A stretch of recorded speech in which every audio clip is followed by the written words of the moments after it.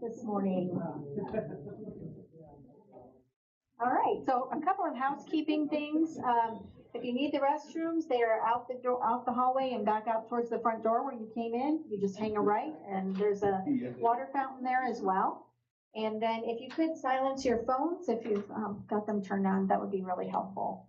And so this morning, we just want to say thank you to all of you for coming out. And this is our Spring into Health Eating Seminar. And we'd like to start out with our first speaker today. This is going to be Deb Drury, and she is from Senior Services Plus. She has several different degrees, and she's been in the field, working in this field for a long time, 39 years.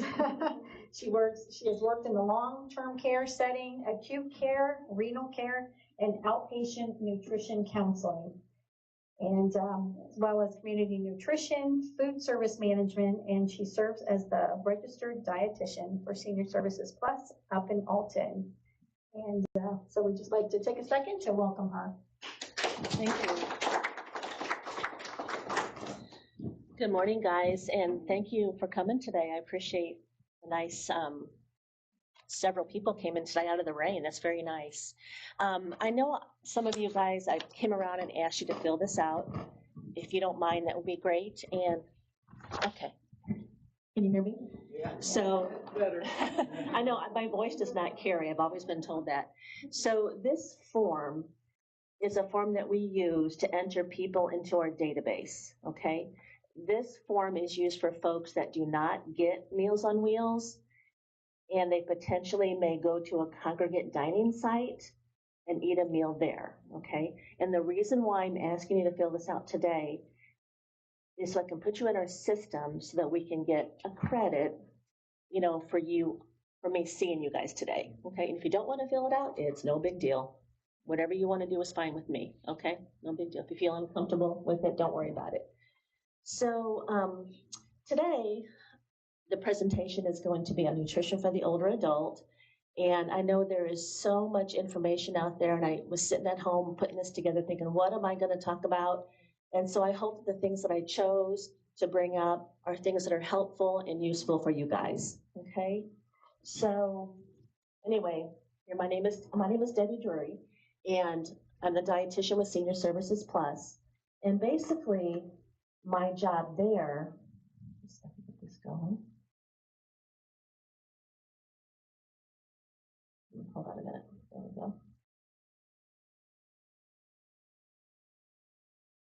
Sorry about that. Okay, so what I do with Senior Services Plus is I provide nutrition therapy to our seniors at home. So my biggest draw is the folks that get Meals on Wheels delivered to their homes. I go out to their homes and I assess them for malnutrition and provide them with nutrition therapy if needed. So, we draw, my database I get drawn from is the people that get Meals on Wheels, and we make appointments that way and I go out to their homes. We can also see people, if they're 60 or above, in their homes or at one of our sites, like here or in Alton, if they want a one-on-one visit with a dietitian. And this is why, if you do that, you have to have this filled out to be in our database, okay? So this year, what I've been focusing on when I go out to the homes is I talk to everybody about hydration, because, you know, our seniors, and, you know, me included, we don't always get enough fluid throughout the day. So that's one of the main things I'm talking about with everybody that I visit. And over the course of the grant year, I see over 300 people. I go out to their homes. So it's, I meet a lot of folks, And we cover Madison County and part of St. Clair County as far as the Meals on Wheels goes, okay? And then I talk about chronic kidney disease. There are people that get Meals on Wheels that are on dialysis, and that's like the stage 5. But there are people that are in between, like stage 3 and stage 4 kidney disease. So when I go out and speak with those folks, I want to make sure they understand there might be some things they can do to prevent the disease from progressing at a fast pace, okay? And most of it is, you know, keeping your blood pressure down, obviously seeing your doctor, getting your lab work done, protein, and if any of your labs are out of whack, then I can help intervene with what they can do with their diet to help those labs get better, okay? And, you know, I find that when I go out to these homes that people, they're in stage 3 and stage 4, but they have no idea, mostly stage 3, they have no idea what they can do. You know, because I think usually at that point, from my experience, it's a monitoring process. The doctors monitor their labs and don't want to probably get the patients worried until there's something that maybe might pop up, okay? But I think it's good for them to be aware of what's going on.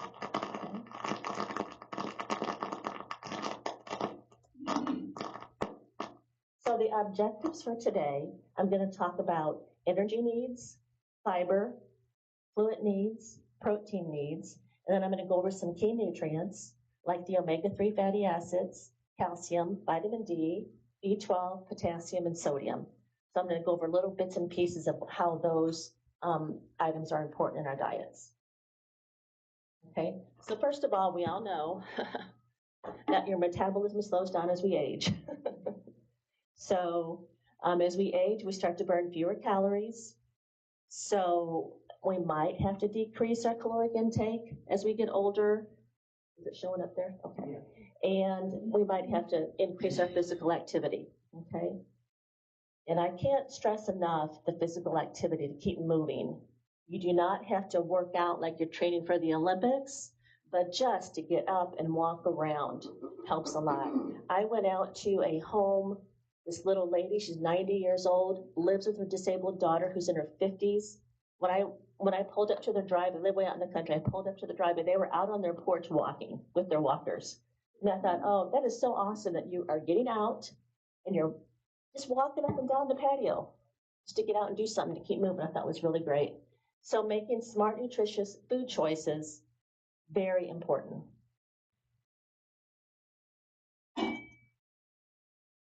Okay. So to maintain a healthy body weight, we need to balance the number of calories you eat and drink with the number of calories your body uses. So 2,000 calories a day is used as a general guideline for advice of what our caloric needs are. But our needs are based on age, sex, height, weight, physical activity, body composition, and other health conditions. If you notice that on the food label, everything is based on 2,000 calories a day, you know, you reach the percentage of this daily value based on 2,000 calories a day. If I'm like when I worked in long-term care, most of our menus that we put out are 2,000 calories a day for the residents that live there. There are some instances where you might need more energy, more calories, like during an infection, after surgery, prior to surgery, Parkinson's disease. There's so many things, okay? But on average, about 2,000 calories a day. So what happens if we consume, sorry about that, 2,000 calories a day and we're gaining weight? What do we need to do? Less calories. Eat less calories, yeah, cut back a little bit. So for energy, They take Ozempic. yeah, take Ozempic. You know, Ozempic and Wegovy, I mean, a lot of people are taking those medications and it does help them. It does, I've seen patients on those medications. It helps suppress their appetite. It's not without side effects for some people. And I think it's super important that they work on lifestyle changes and still pay attention to what they're consuming, you know. I know that the delayed gastric emptying does keep you full. That's why you're not eating as much. But I've talked with people who say, oh, I've lost 8 pounds this week. Well, that's too much weight to lose in 1 week. So if you lose 8 pounds in a week, what are you losing? Most likely water, muscle. Okay. So we really want to burn body fat. We don't want to burn muscle or lose our body fluids. Okay.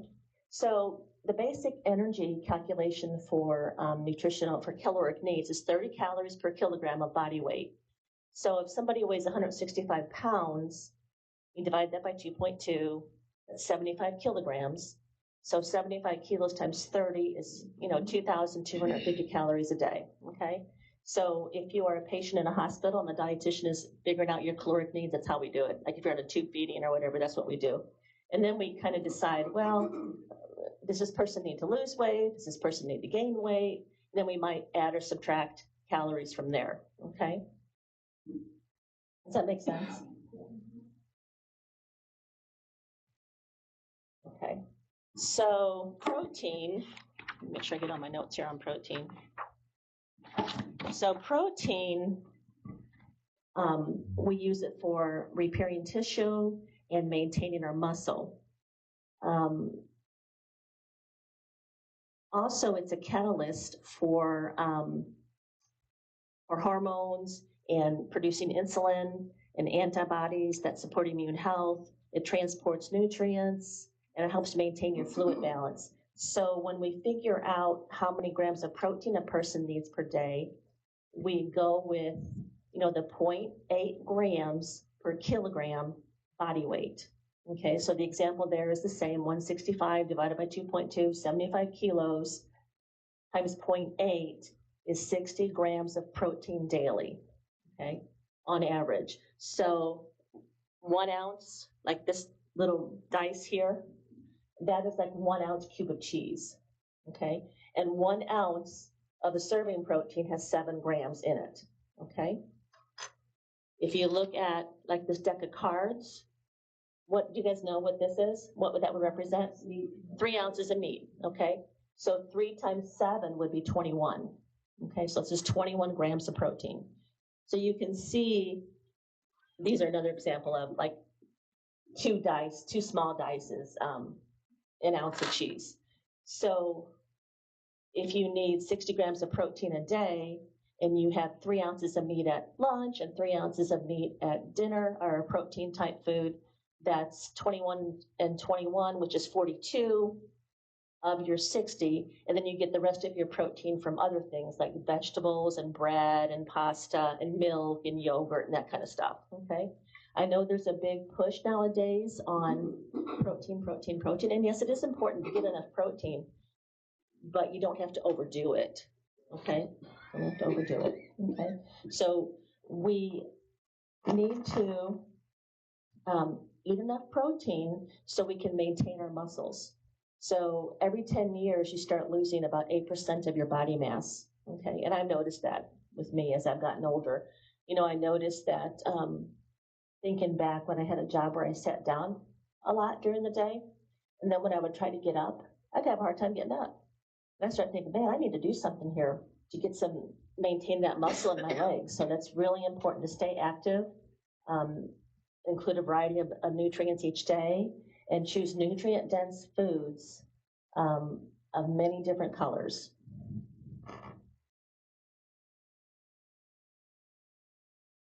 Okay, so when we talk about fluid, the majority of our body, 60% of the human body is water, okay?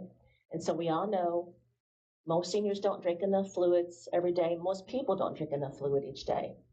So dehydration can occur when you have more fluid, when you use more fluid than you consume or drink. So important thing is to consume fluids throughout the day to maintain proper balance, okay? Common signs of dehydration include a headache, dizzy, tired, cranky, dry skin, thirsty. Anybody ever have any of those? Yeah. And I think sometimes you just don't realize that you haven't had anything to drink. You know what I mean? So, and I don't think you need to like go crazy with constantly, pushing down water all day. You sips all day long. You don't have to constantly gulp water all day long because there can be a point where you drink too much fluid. So there's a balance there. Okay. So how we calculate fluid needs?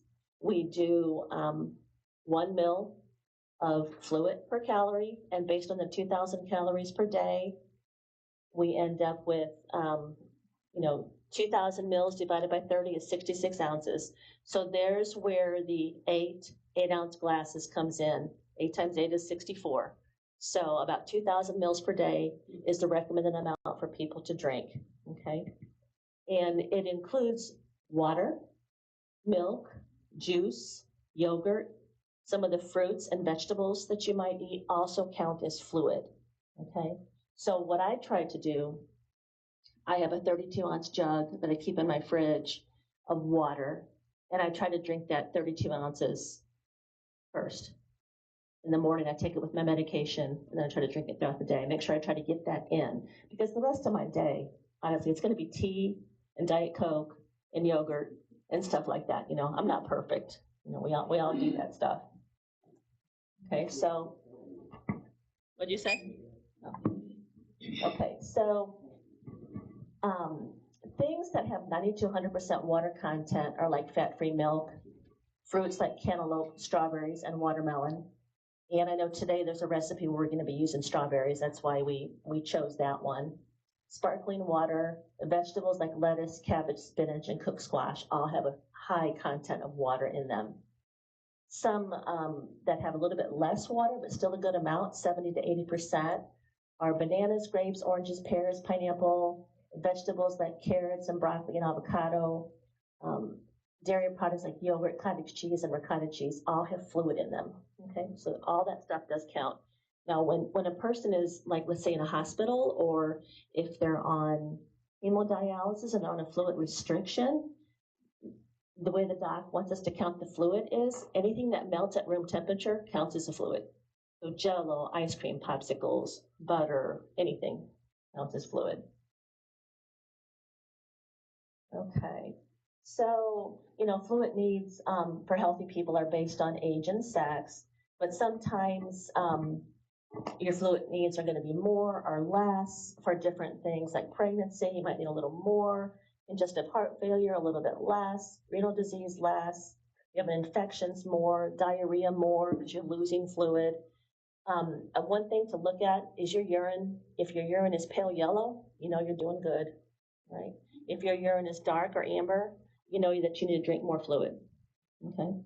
And so there are times when I wake up in the morning and, you know, I urinate in the morning and, oh my gosh, I think I need to drink some more fluid today. So it is important to check things out. And, you know, UTIs are a big deal as we grow older, especially in women, and I've experienced that. So, you know, keeping hydrated will help. Okay, let's talk about fiber. So we have two different kinds of fiber. One fiber is called soluble fiber, and that dissolves in water. It's like a gel. Have you ever had oatmeal? Ever made oatmeal? And that gel stuff that you can kind of see? That's soluble fiber. Okay, so that kind of fiber is good if a person has diarrhea, because it helps to absorb the extra fluid in your system. And then we have insoluble fiber, which your body doesn't really break it down or digest it. It goes in one way and out the other. And those are things like blackberries and corn and lettuce. And insoluble fiber helps more with constipation. They both help. I mean, soluble fiber and insoluble fiber help with constipation. But if somebody is chronically constipated, I would recommend more. Let's do some insoluble fiber in their diet and see if that doesn't make a difference, as well as drink enough fluid. Okay. Let's see. So fiber, you know, basically is a carbohydrate that cannot be easily digested. It helps with regular bowel movements. It helps to reduce the risk of cardiovascular disease and colon cancer. And your daily fiber intake should be about 28 grams per day. So I think that for most people, that's probably pretty hard to do, unless you're eating a high fiber cereal or adding fiber to something. So does anybody have any suggestions for how to increase your fiber? Does anybody do anything? Kiwi, I think, is the new superfood. Is it? I talked to my gastroenterologist about it, you know, and then sauerkraut. Yeah, sauerkraut is good. One thing, because if it's fresh sauerkraut, like if it's cold in the cold section, it has the microbiomes in it, you know, and the microorganisms help you to digest food and keep your bowel healthy. Okay. So what I used to do a lot of, and I haven't bought it in a while, I used to buy Fiber One a lot and have Fiber One cereal for breakfast. And and I would mix it with like my Cheerios or something. So like a fourth a cup of fiber one would have, I don't know, I can't remember now, 15 grams of fiber or something like that in it. And so that was quite a bit in like one little fourth of a cup. We can kind of talk a little bit about the microbiome. Does anybody know what the microbiome is? Anybody? You know that we have microorganisms in our guts. Okay, we have good bugs and bad bugs. Okay, so probiotics, which I'm sure you've heard about, probiotics are good bacteria like yeast and sourdough. You can find those in yogurt. You know, if you read your yogurt label, it'll say active yogurt cultures. Okay, so that's what you want to take a look at there. Then the sauerkraut, of course, buttermilk, and pickles. Okay, so those are probiotics. Those are good bacteria that help you break down food and keep your gut healthy. Okay. Is that like in dill pickles? Yeah. Uh-huh. Not that. I'm not sure. I know it's pickles. I just read pickles because they're fermented. You know. Okay. Is it any fermented food? Say it again. Is it any fermented food? Fermented, yes. Yes, absolutely. Absolutely, because they have the live microorganisms in there, okay? So prebiotics, those are just foods that feed the good bacteria, okay? So probiotic is not an organism, it's just food for the organism. So we can get prebiotics in fruits and veggies, soybeans, onions, berries, lentils, and beans, okay? Those are some good prebiotic sources. Now, as far as taking over-the-counter prebiotics and probiotics, that is something that I wouldn't recommend to a patient. For me, I want you to get them in the food that you eat, because I'm not too sure, like, I don't know, if you see a GI person, I'm not too sure if they would recommend somebody taking oral probiotics, because you don't want to overtake your gut. You don't want to mess up the biome, you know what I mean? So you're better off just eating it in foods, okay, including some of those foods in your diet daily, okay? Does that make sense?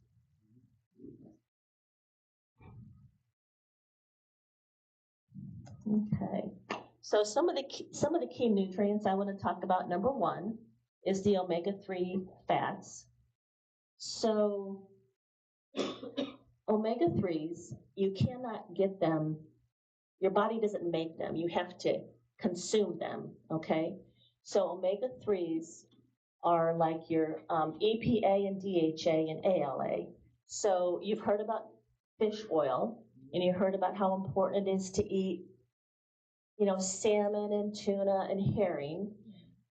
So that's how we get those essential fatty acids. We get those in the foods that we eat, okay? So you have to consume them. If you are a person that does not like fish, like me, okay, I do not like fish. I've tried and tried and tried, and no, I don't like it. I take fish oil. So this is what I take. So this fish oil has the EPA and the DHA in it, okay? And those are essential fatty acids. And I take one of these every day, okay? There is another essential fatty acid it's ALA, and we get that from seeds and nuts and canola oil and soybean oil. And the ALA, your body can take that essential fatty acid and make the other essential fatty acids, okay? So that's why if you're going to take a fish oil supplement, the only one that you need is the one that has the EPA and the DHA in it, okay? You don't need to take a separate ALA. I'm not even sure if it's out there, but that's why I just take this one, okay? So, so like having fat in your diet does help you to absorb and utilize fat-soluble vitamins. It's also an anti-inflammatory. It helps with your brain and your retina structure, and it's good for cardiovascular health. Okay, it kind of just keeps your vessels lubricated, basically.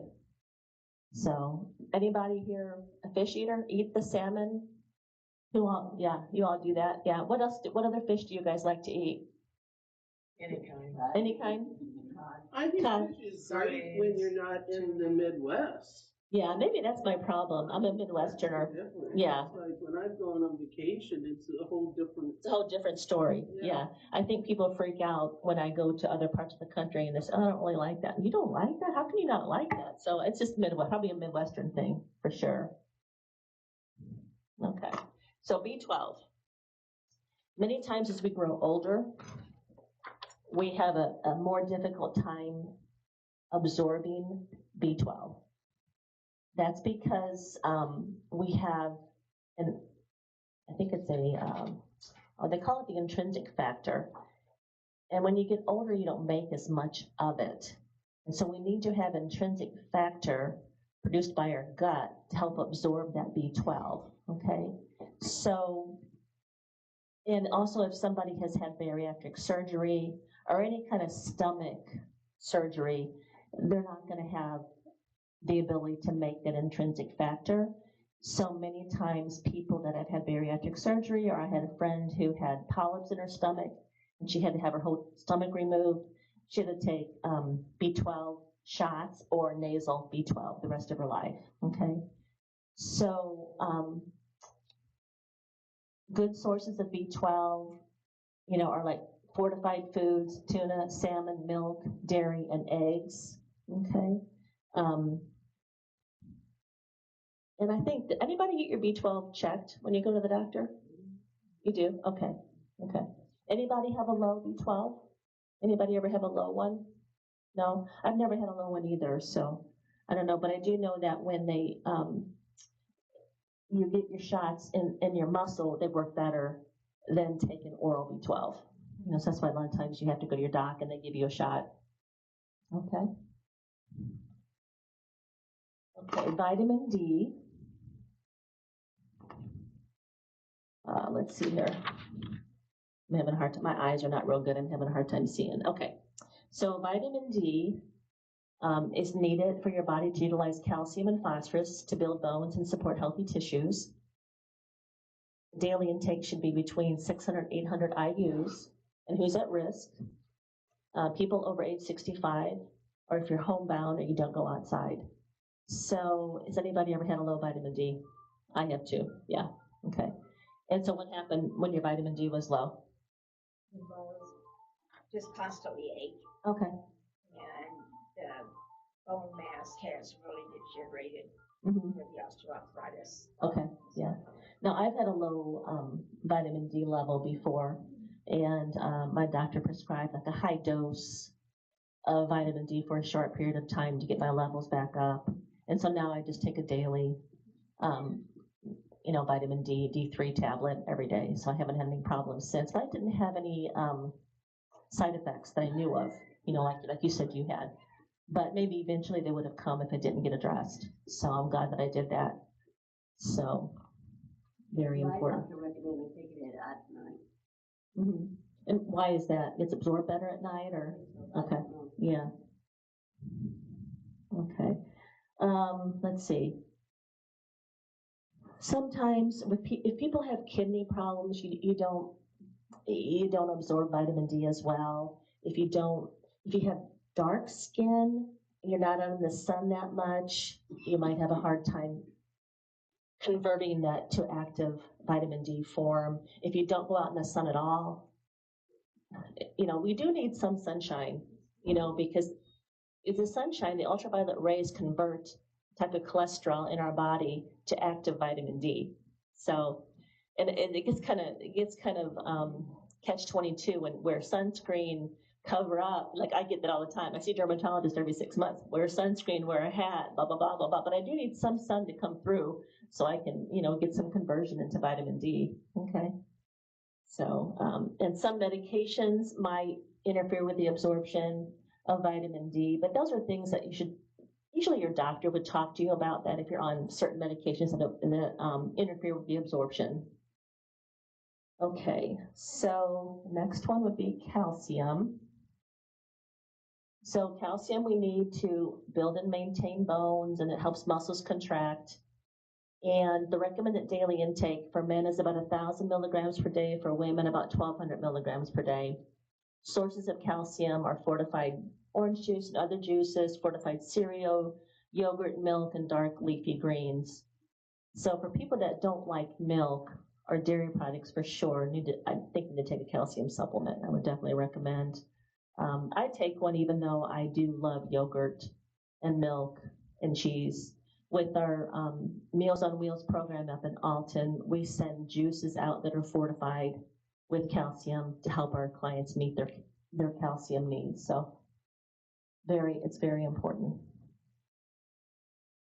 Anybody take a calcium supplement? Yeah, I think most people do. Okay.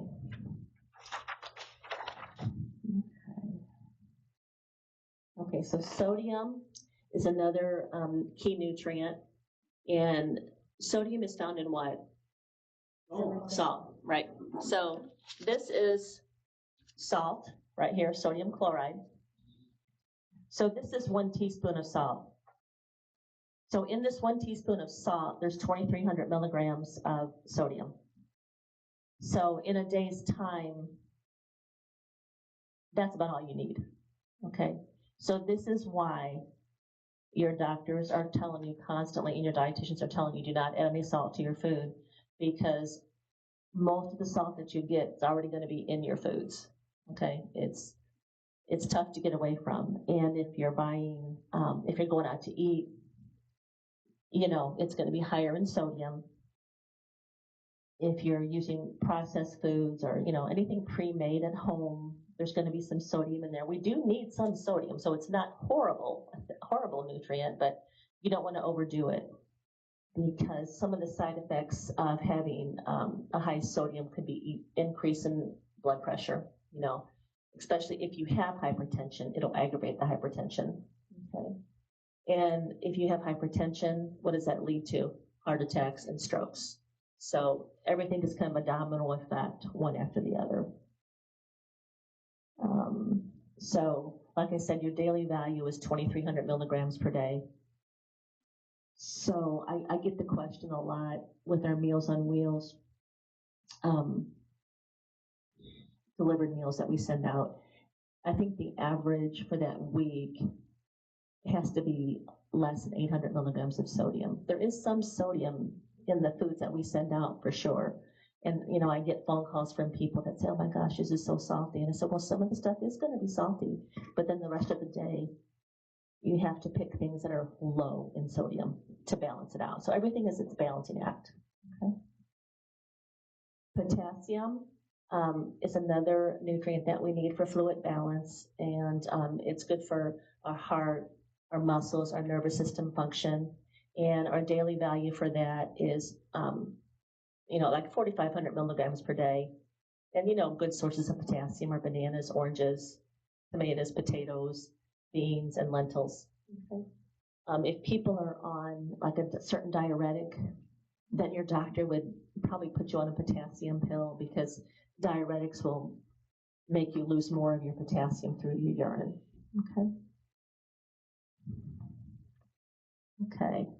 So let's go to, got a couple of questions here for quizzes, and just, you know, shout out loud if you know the answer. Number one, protein is important for older adults, 60 and older, because what do you think the answer is? Helps maintain muscle mass and keep body strong, supports the immune system. It helps the body carry oxygen around the body. You got it. Very good. All foods below are good sources of protein except? Right. So butter, cream, cheese, and sour cream, what are those? Got it. True or false?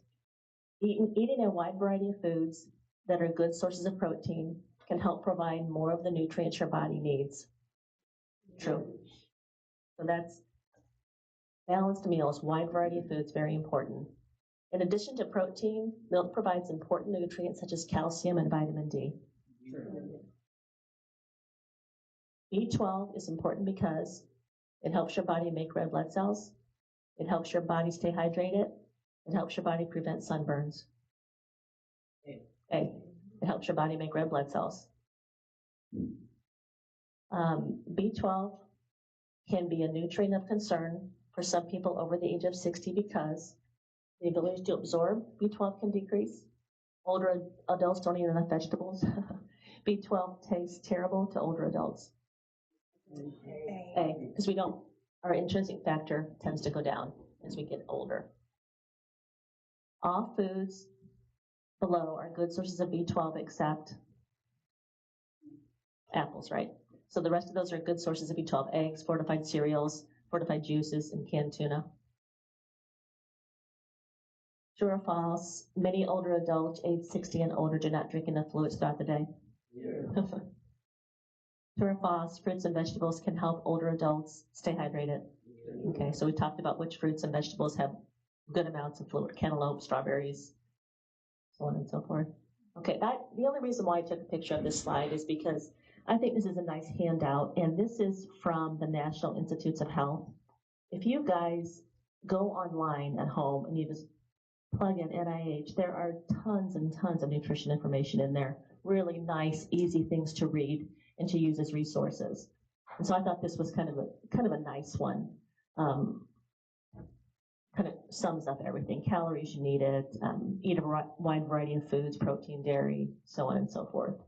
And then the next slide, this one is it's called Seasons of Eating. This is from the American Heart Association. And you can also go online to the American Heart Association, and they have also a lot of nutrition information there that you can pull up and review and print off or what have you. I didn't print anything off today or bring anything in because I find that a lot of times it's a waste of paper. People throw them away and don't really use them. Just if you want any of these slides or any of the information, give us a call. I have my card here. Lydia has her card. And give us a call and we'll send them to you, either by mail or email. Okay? Okay, so anybody have any questions for me? Yes, ma'am. What I get confused about is foods that cause inflammation. Every time you're on the internet, they're talking about bad tomatoes are for you, this is bad for you. Do you think there's any validity to that? Well, I don't know. What do you think, Lydia? I don't know. I think it's not something that I typically talk to patients about. I just kind of go with the old adage of well-balanced meals, lots of fruits and vegetables, lean proteins, get enough water. I know you need to have foods that have antioxidants in them, which help, keep your cells from becoming inflamed. But I don't know. I've seen information on anti-inflammatory diets for arthritis people. Like the Mediterranean diet is supposed to be anti-inflammatory. But, I don't know. I don't think any food is like good or bad. I think it's just a well-balanced. Is that how you kind of think too, Lydia, as a younger dietitian, kind of the same thing? Going off of the anti-inflammatory stuff, like, it all starts with social media. There's somebody that is big on social media. They're an influencer. They say something, and then it just blows up that way. And I think that's where all of this has been coming from lately. This big anti-inflammatory seed oil stuff going around. It all starts with the social media influencers, and they just blow it up, and they don't know anything about it. So,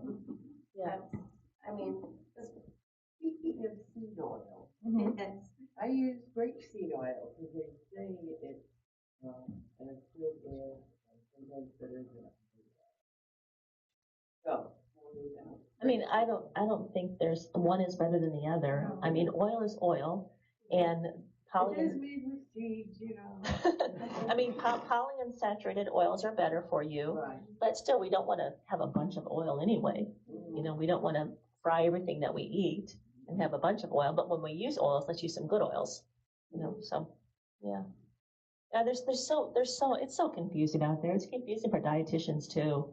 Our husbands and our families ask us questions all the time. Oh God, where do you get this information from? So it's confusing. And we have a retired doctor down there. Things are confusing for her too. So it's crazy. Yeah, I do too. Yeah, and my mother-in-law has osteoarthritis. My sister-in-law has rheumatoid arthritis, and I don't think anything with the diet's going to make a whole lot of difference except for, like with her having rheumatoid, keeping your weight down as much as you can. But the medication she's on, it's tough, to do that. So anyway, anybody else have any questions? Well, feel free to reach out to Lydia or myself via Senior Services Plus, okay? And I think we're going to move on to Sean. Sean is our nutrition manager up there at Senior Services Plus, and he does a lot of different things. Just as far as the home delivered meals go, he puts out 1,000 meals every single day. That's what they make just for the Meals on Wheels. Not by myself. Not by himself. He's got some staff that help him with that. I've got a really good staff that helps out. And, he has that cafeteria up there where people come in and eat. And what else do you do? We cater for Head Start. We cater for a couple of, sorry, can you hear me? Yeah. We cater for a couple Head Start. We cater for Riverbend Head Start, a couple of adult daycare services for St. John's, and we do private caterings, and we do some in-house caterings. We do a few things. Yeah. Move this over.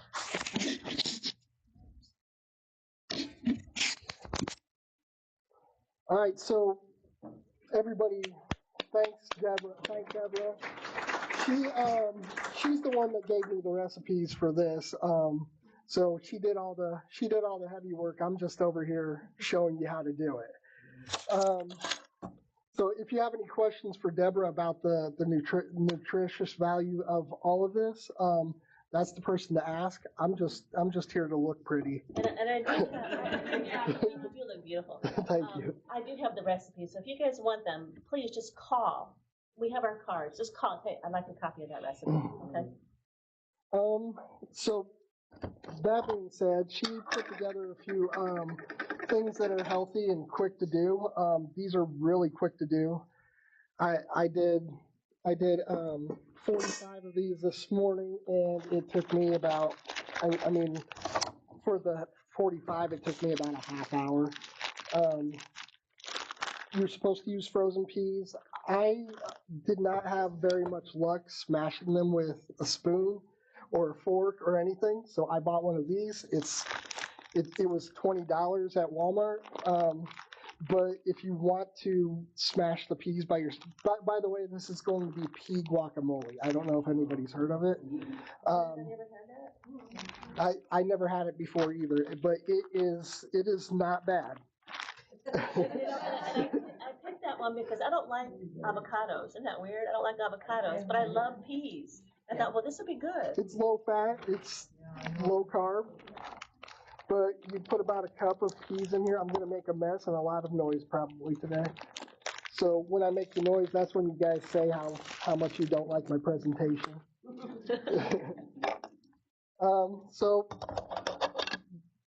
if you get canned peas, it's probably going to be a lot easier to smash. Make sure they're completely thawed out, because maybe that's the problem, but I could not smash them for anything today or yesterday. You want to get them nice and smooth?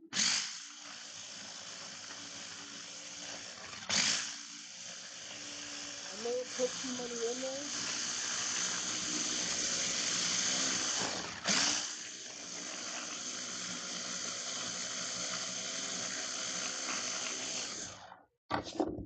So what happens if you guys get canned peas? What is the nutrition?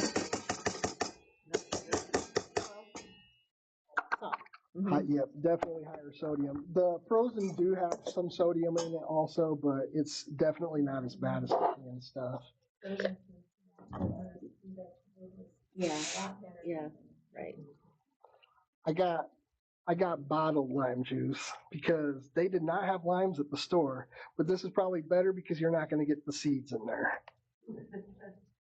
So you just put a little dash of that in there. A lot of this is just to your taste too. You're going to want to put a little dash of the pepper in.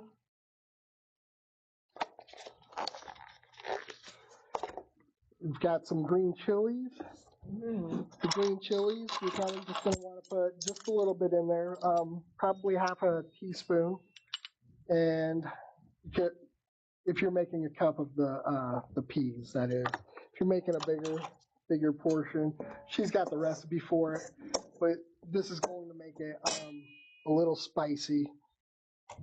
I'm using the same spoon for the garlic, so, but nobody's gonna eat this one. I've already got some made for you. You want to mix that in there. They did not have cilantro either, so just pretend that I chopped this up in front of you. I don't like cilantro anyway because it tastes like soap to me. But you gotta have it for for guacamole.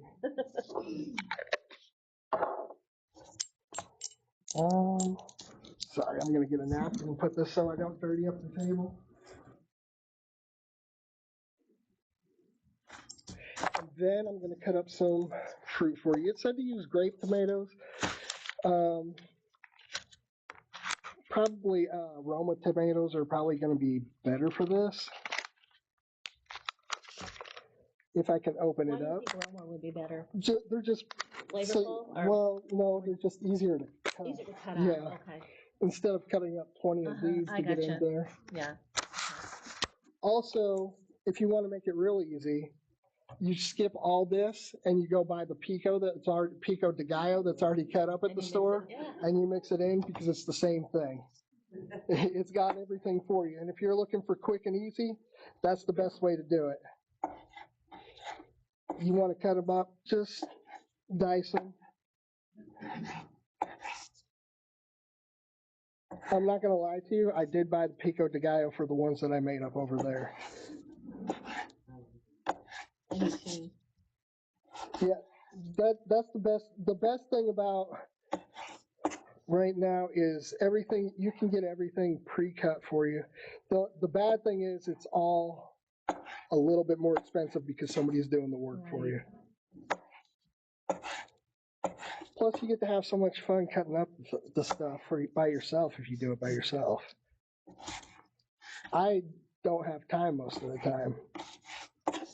Well, I think some people, especially like our home delivered meals people, they can't really use a knife. They can't stand that long to do stuff. So that's the other suggestion. That's the other good thing about it. Nobody cry. I'm gonna cut up this onion.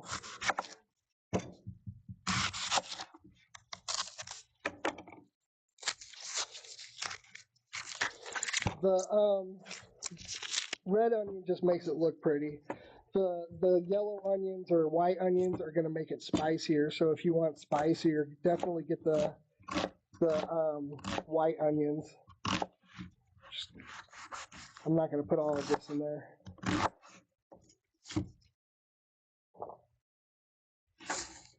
You're a pro, Sean.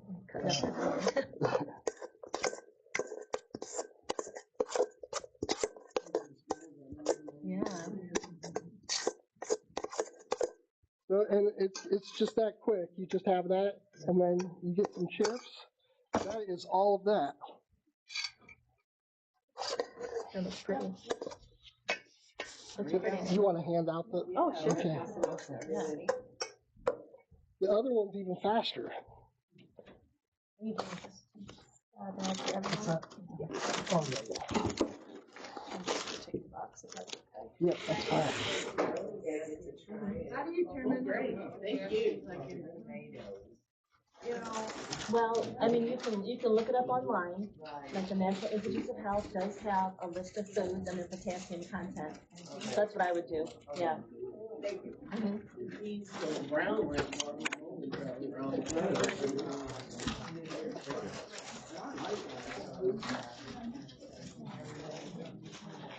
That's a good idea, Sean, to do those keto crackers or whatever in the bag like that. They're so good. That's good. They're pretty good too. Yeah. That's what we serve too. Head stuff. Oh, okay. Nice.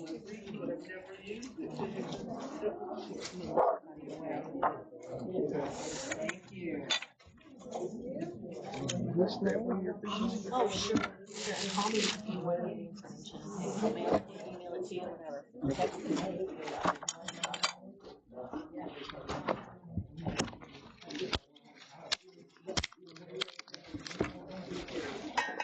We can completely empty a box so we can put all the the trash, like this stuff in there.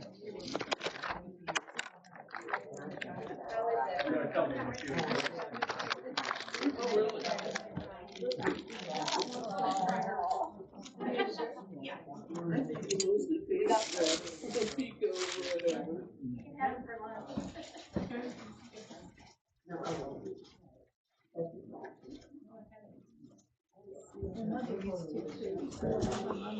Okay, the next one is we're calling it a fruit pizza. You can make them. This is a whole grain English muffin. You can put them on the grill and toast them if you want to make them just a little bit crunchier. You can use a bagel. You can use a piece of bread if you want to. This is probably the best way to do it though. Get some whipped cream cheese. You just spread it on there. If you want to make it a little sweeter, I would just put like a drizzle of honey on there. You can also get flavored cream cheese at the store. I didn't add any sugar to anything. And then you just slice up your strawberry. The strawberries are in season now, I'm sure you guys know. Yeah. I love them. You just want to put them on there however you want to. You can use any fruit, apples, whatever. I think the suggestion for this recipe was apples and strawberries. We're just doing strawberries and blueberries though.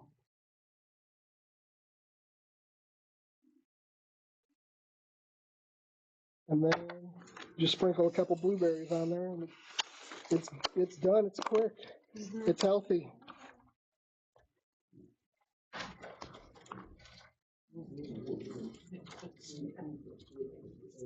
And then Pretty.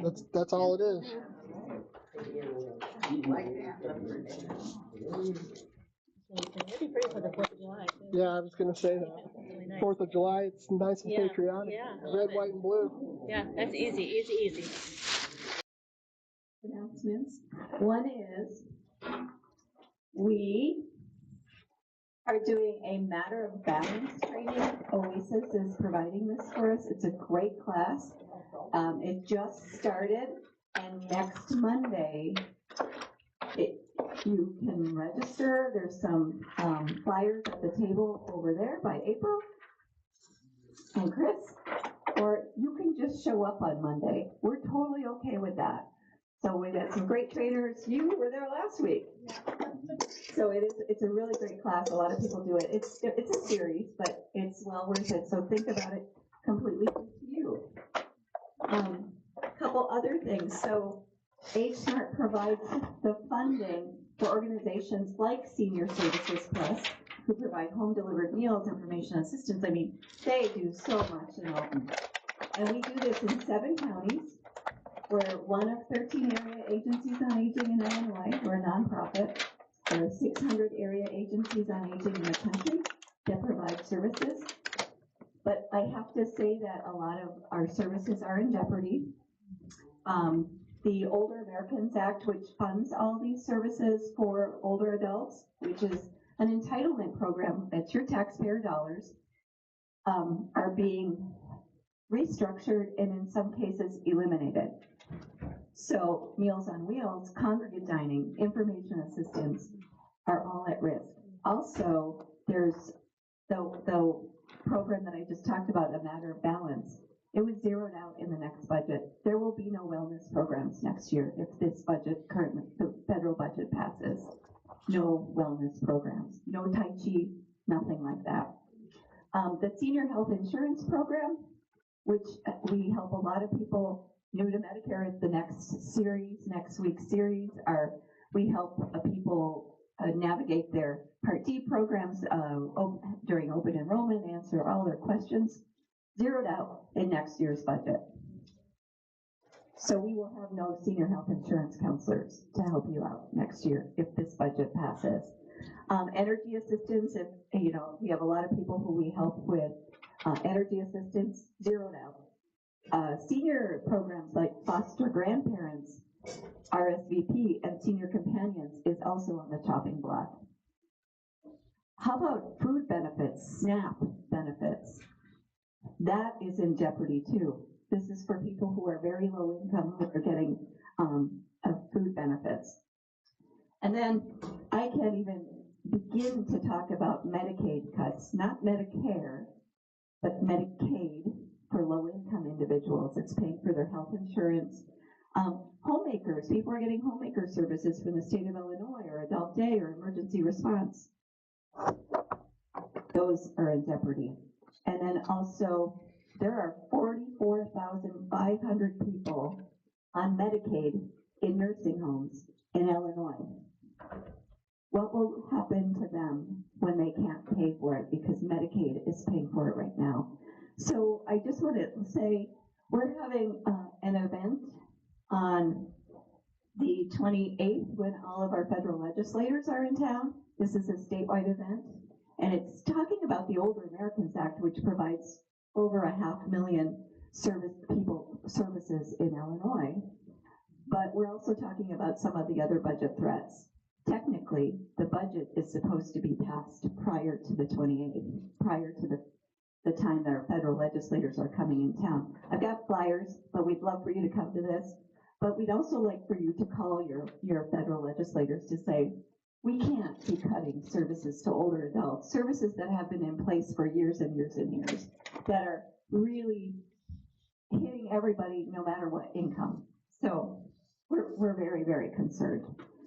And then, on a lighter note, next week is the new to Medicare part of the series. So if you know anybody who's going to be turning 65, have them come next week. It's great. My husband's turning 65 in October, so I thought, much better if somebody else tells him about this than me. I get it. You get that? Yeah. 100%. Like, he'll listen to someone else. But we've got a great program the next Thursday. It's Aging in Place, creating an accessible home, and that's with Mike Rathgap from Spencer Homes, who does a fabulous job with accessible housing, and making your current house accessible so you don't have to move. So that's a cool thing. And then caring for the caregiver. We've got our caregiver specialists here from Age Smart are going to be hosting a kind of a large roundtable of caregivers. So this will be a great opportunity for people who are caring for an older adult to share stories and tips and tricks. So please come to that. Please call your legislators and watch for this. Come on the 28th, and we'd love to have you. Anything else I missed, people? Oh, yes, it's 2 o'clock on the 28th. And Senior Services Plus is doing an event at lunch that day with a testimonial. Collinsville Faith in Action is doing a 9 to 11 event, and Leslie Bates Davis Neighborhood House is doing a breakfast that day. And then, if you're from Chester, there's also an event going on in Chester that day. So we're trying to get the word out. It's people don't think about aging, they don't plan for it. They plan for vacations, all those types of things, but these are such critical and vital services. So we want to make sure that people know who's funding them and how important it is for us to. I mean, there's a lot of noise going on in DC right now, so we need to make sure that our noise is just as loud as everyone else's. So thank you for that. Thank you for my gloom and doom, and I'm so glad this was a fabulous event. Thank you so much.